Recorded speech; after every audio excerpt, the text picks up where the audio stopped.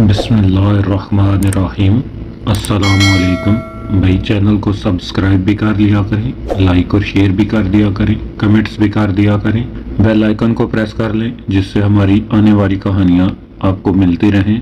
फिर कोशिश करो, शायद इस बार तुम मेरा जिस्म छू सको। इसने फिर मुझे चढ़ाया और मैं गुस्से से पागल होकर इस पर टूट पड़ा। मैं चाहूं तो इस तरह तुम्हें थका थका कर मार सकता हूं, लेकिन मैं बेमसरफ कामों में वक्त जाया नहीं करता। दलाल बनर्जी ने फिर बोला, मैं जा रहा हूं, मुझे इस इमारत में ढूंढकर अपना वक्त जाया मत करना, इसलिए कि तुम्हें यहाँ अब मेरी परछाई न मिल सकेगी। ये कहकर वो तेजी से एक तरफ भागा। मैंने भी इसका पीछा करने में देर नहीं की, लेकिन चंद ही लम्हों बाद वो मेरी आंखों से ओझल हो गया। इसी लम्हे मुझे बेहोश रजिया का ख्याल आया और मैं तेजी से इस तरफ लौटा जहां इसे छोड़ गया था। मुझे खतरा था कि कहीं वो जगह न भूल जाऊं, लेकिन मैंने वो जगह ढूंढ ली। इसका जिस्म अभी तक बेसुध पड़ा था। मैंने नब्ज टटोली, फिर दिल की धड़कन महसूस की और फिर इसे मैंने अपनी बाहों में उठा लिया। अब मैं इन खंडरात से बाहर निकलने के लिए कदम बढ़ा चुका था। दलाल बनर्जी की तरफ से मुझे फिलहाल किसी नए हंगामे की तवक्को नहीं थी, इसलिए कि खुद उसने मुझे रजिया को ले जाने की इजाजत दी थी। मैं पूरे एक हफ्ते के बाद इस पुरसरार इबादतगाह से बाहर आया था, खज्जल खज्जल, बुझा बुझा और थका थका सा। मैंने अपना सब कुछ खो दिया, जैसे मैं अपनी इज्जत का लाशा खुद अपने हाथों पर उठाए इस इमारत से बाहर आ रहा था। आखिर मुझे हो क्या गया था? हमजाद ने मुझे वहां दाखिल होने से पहले मुतनब्बे किया था कि मैं मोहतात रहूं, मगर मैं मोहतात ना रह सका। मुझ पर इंसानी कमजोरी गालब आ गई थी। मैं हुस्न के आगे सब भूल बैठा था। मैं दलाल बनर्जी के फरेब का शिकार हो गया और वो कुछ कर गुजरा जो वो चाहता था। इसने मेरी हुस्न पसंदी या कमजोरी से फायदा उठाया था, इसलिए कि मैं तो इतना भी जान चुका था कि इसका कोई पुरसरार हमला मुझ पर कारगर नहीं होगा, इसलिए इसने दूसरा हरबा इस्तेमाल किया था। इस बात का अंदाजा तो मुझे भी था कि दलाल बनर्जी जैसे शख्स के लिए लड़कियां कोई मसला नहीं हो सकती। हरचंद के रजिया बहुत खूबसूरत सही, लेकिन इसके पास भी कम हसीन लड़कियां नहीं थीं। इस सूरत में रजिया के लिए बेताब होना समझ में आने वाली बात थी। फिर इसने रजिया को क्यों हासिल किया, इस सवाल का जवाब मेरे जहन में सिर्फ यही था कि वो मुझे नीचा दिखाना चाहता था, मुझे जलील और बेइज्जत देखना चाहता था। वो बताना चाहता था कि वो मुझसे अफजल है, वो मुझसे ज्यादा पुरसरार कुव्वतों का मालिक है, वो मुझे शिकस्त दे सकता है, रुसवा कर सकता है, मेरी अना की दजियां बखेर सकता है। और इसने यही किया। वो अपने मकसद में कामयाब हो चुका था और उसने अमली तौर पर साबित कर दिया था कि मैं इसके मुकाबले में बहुत हकीर हूँ, रूहानी तौर पर भी और जिस्मानी तौर पर भी। और ये हकीकत इस कदर तल्ख थी कि मेरे लिए नाकाबिले बर्दाश्त। मैं जब थके थके कदमों से रजिया का बेहोश जिस्म उठाए इस पुरसरार इबादतगाह से बाहर आया तो मैं बेइंतहा मलूल था। आप आ गए। इमारत से बाहर आते मुझे देखकर हमजाद की बेताबाना आवाज सुनाई दी। हाँ, मैं आ गया हूँ, लौट आया। मैं अपनी इज्जत का जनाजा उठाए लौट आया हूँ। मेरी आवाज भर गई। इस वक्त वाकई ही मेरा दिल इस कदर उदास था कि अगर कोई ऐसा होता जिसके सीने से लगकर मैं फूट फूट कर रो सकता तो इतना रोता कि रूह की सारी कसलमंदी आंसुओं से बह जाती। मगर हमजाद तो एक गैर इंसानी वजूद था, इसमें शक नहीं कि वो मेरे हर दुख में शरीक था। वो नफ्स मेरे साथ था, वो मेरा ही साया था, लेकिन इसके और मेरे दरमियान वो फर्क बहरहाल था जो एक मादी और गैर मादी वजूद में लाजमी है। इस रात हमजाद मुझे और रजिया को जकरिया स्ट्रीट वाले फ्लैट में ले आया था। फिर कुछ देर बाद रजिया भी होश में आ गई थी। इसने होश में आते ही भौंचका होकर मुझे देखा और इसके मुंह से हैरत व इस्तजाब के सबब चीख निकलते निकलते रह गई। कुछ देर वो मुझे फटी फटी आंखों से देखती रही और फिर इसकी आंखों में आंसू तैरने लगे। मुझे हमजाद के जरिए इसके बारे में सब कुछ मालूम हो चुका था, लेकिन इसके दिल का बोझ हल्का करने के लिए मैंने इससे वो बातें दरियाफ्त की जो इसके लिए सुहाने रूह बनी हुई थी, मगर वो खामोश रही, वो सिसकती रही। फिर इसने अपना चेहरा उठाकर आंसू भरी आंखों से मुझे देखते हुए कहा, मुझे अपना बच्चा याद आ रहा है, मुझे मेरा बच्चा ला दो, घबराओ मत, सब कुछ ठीक हो जाएगा। मैंने इसकी पीठ पर हाथ फेरते हुए कहा, मैं कहाँ हूँ? इसने खोए खोए लहजे में सवाल किया। तुम मेरी अमान में हो और अब तुम्हें मुझसे कोई नहीं छीन सकता।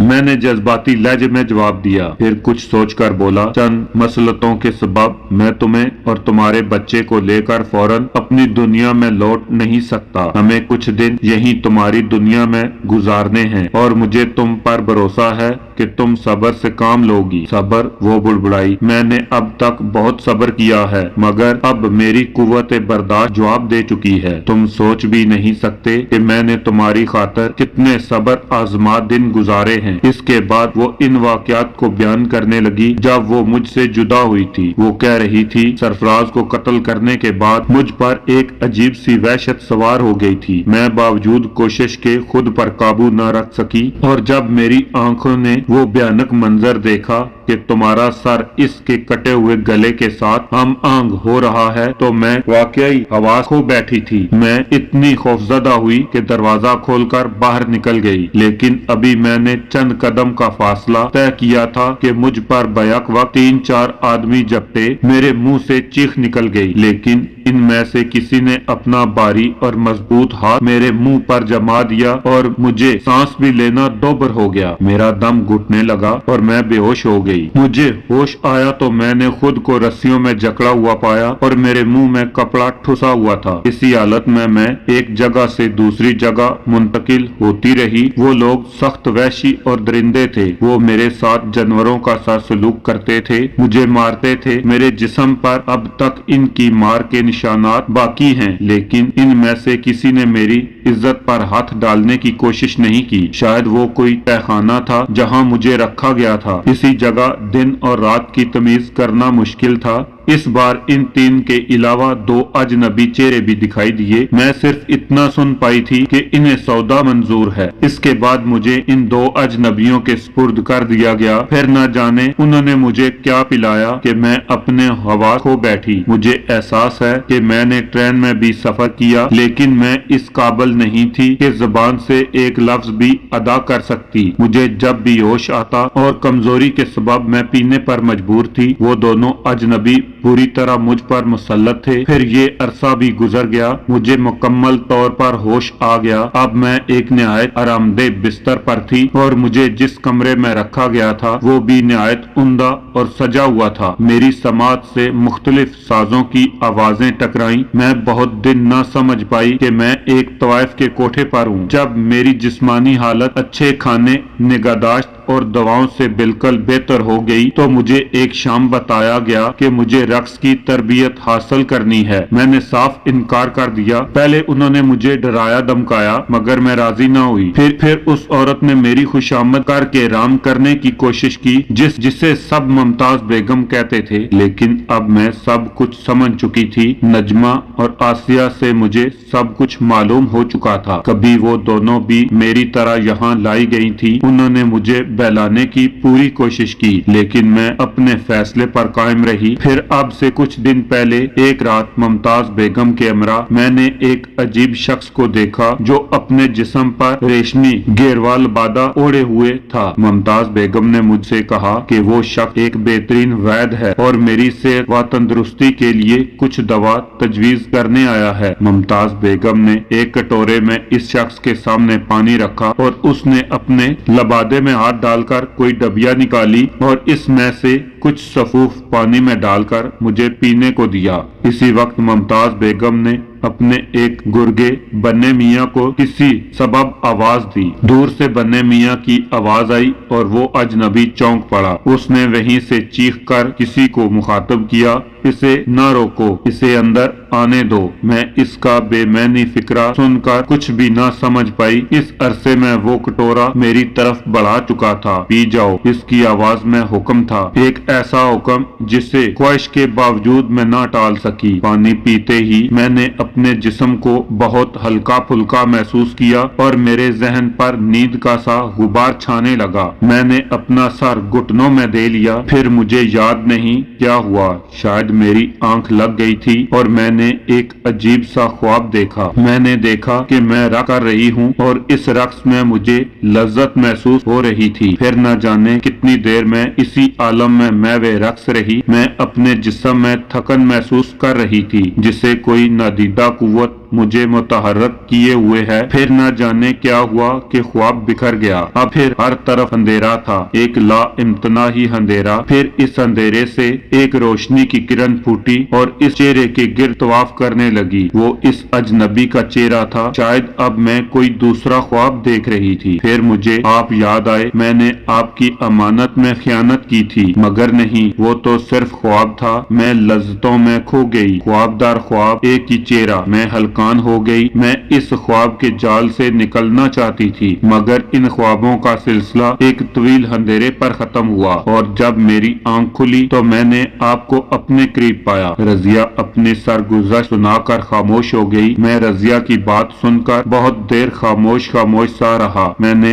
अपने अंदर इतनी इखलाकी जुर्रत महसूस न की कि इसे बता सकता कि जिसे इसने वो ख्वाब नहीं हकीकत था और वो इस दौरान दलाल बनर्जी की पुरसरार कुव्वतों के ज़ेरे असर थी। सो जाओ रजिया, तुम काफी थकी हुई हो, मैंने इसे तसल्ली देते हुए कहा। कुछ ही देर में वो इस तरह गाफिल हो गई जैसे अब इसे इसकी मंजिल मिल चुकी हो, इसे अपने बारे में कोई फिक्र न हो, जैसे इसे तहफ़्फ़ुज़ मिल चुका हो। शायद उसे इस एहसास ने नींद की पुरसुकून आगोश में पहुंचा दिया था। मैं रजिया को बेसबब सुलाना नहीं चाहता था, बल्कि इसकी वजह ये थी कि मैं हमजाद से कुछ जरूरी गुफ्तगू कर सकूं। मैं दलाल बनर्जी की तरफ से फिक्रमंद था। दलाल बनर्जी से इंतकाम लेने के लिए मेरे जहन में एक तजवीज आ चुकी थी। इसके अलावा हमजाद से मुझे दलाल बनर्जी की पुरसरार कुव्वतों के बारे में भी कुछ मालूमात हासिल करना थी कि इसे किस तरह शिकस्त दी जा सकती है। पहले मैं जानना चाहूँगा कि आया तुम दलाल बनर्जी की पुरसरार कुव्वतों के सामने कमजोर तो नहीं पड़ जाओगे? हमजाद को तलब करके मैंने सवाल किया। इसमें शक नहीं कि वो बहुत सी पुरसरार कुव्वतों का मालिक है, लेकिन ये भी हकीकत है कि इसकी कुव्वतें नाकाबिले शिकस्त नहीं। हमजाद ने मुतमिन लहजे में जवाब दिया। फिर चंद लम्हे रुक कर बोला, हाँ, इसके लिए सिर्फ एक बात जरूरी है कि वो अपनी पुरसरार इबादतगाह से बाहर हो। यानी इसका मतलब ये है जब तक वो अपनी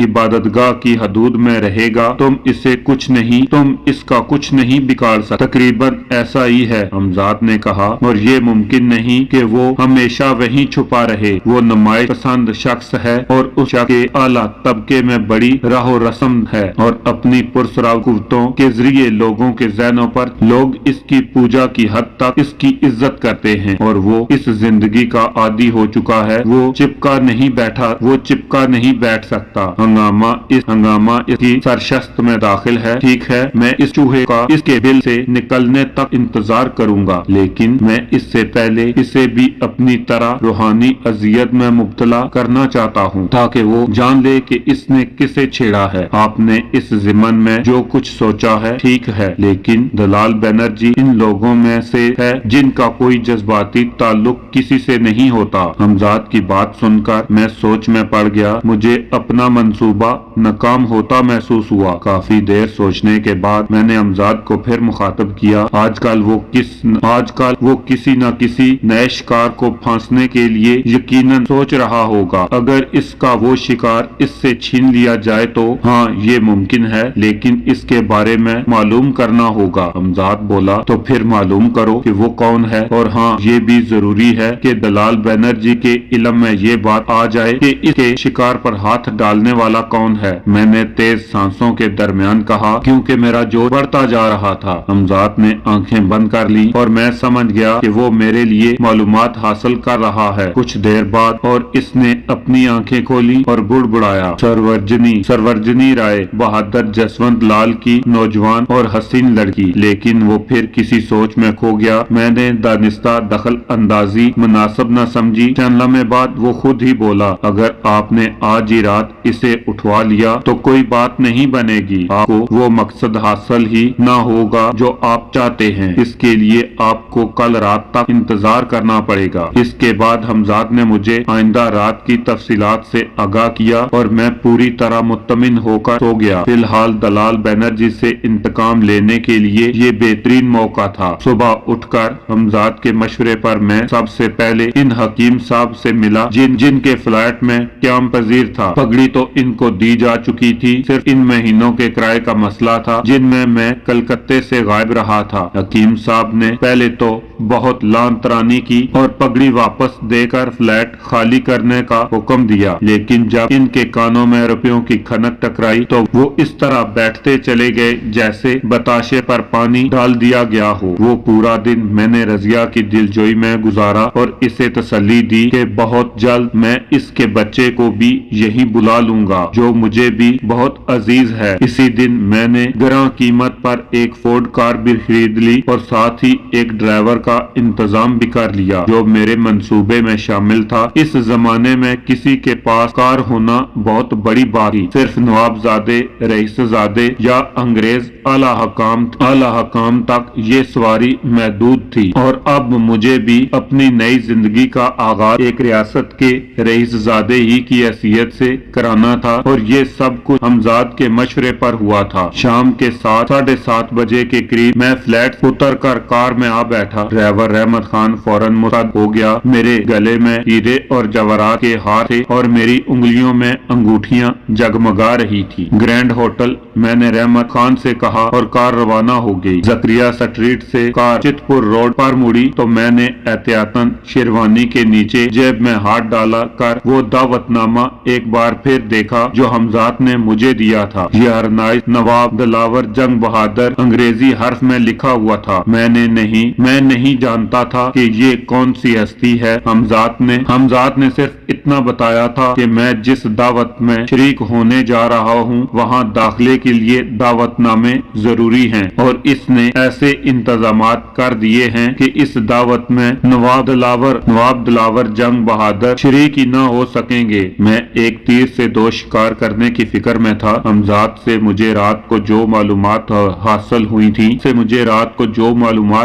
हुई थी इनकी रोशनी में ये तमाम मंसूबा बनाया गया था। हमजाद की इत्तला के मुताबिक कलकत्ता के सबसे बड़े और आलीशान होटल में आज एक अहम तकरीब थी। बंगाल के अंग्रेज गवर्नर ने दिल्ली से आए हुए चंद आला सरकारी अफसरान के एजाज में ग्रैंड होटल में दावत दी थी और इस तकरीब की दिलचस्पी के लिए इसमें दलाल बनर्जी को भी बतौर खास मदऊ किया गया था ताकि वो मेहमानों को अपने पुरसरार और अजीब कमालात दिखाकर महजूज करे। राय बहादुर जसवंत लाल की हसीन लड़की सरवर्जनी भी अपने बाप के हमरा इस महफिल को जीनत बख्श रही थी। वो सरवर्जनी जिसके लिए दलाल बनर्जी ने तमाम प्रोग्राम पहले से तय कर लिया था, इसे वो इसी महफिल से गायब करने वाला था। एक तो इस तकरीब के सबब मुझे ये मौका मिल गया कि दलाल बनर्जी के इस पुरसरार इबादतगाह से बाहर निबट सकूं और इसे सरे महफिल रुसवा कर सकूं। इसके पुरसरार अलूम को लोगों की नजरों में हकीर साबित कर दूं।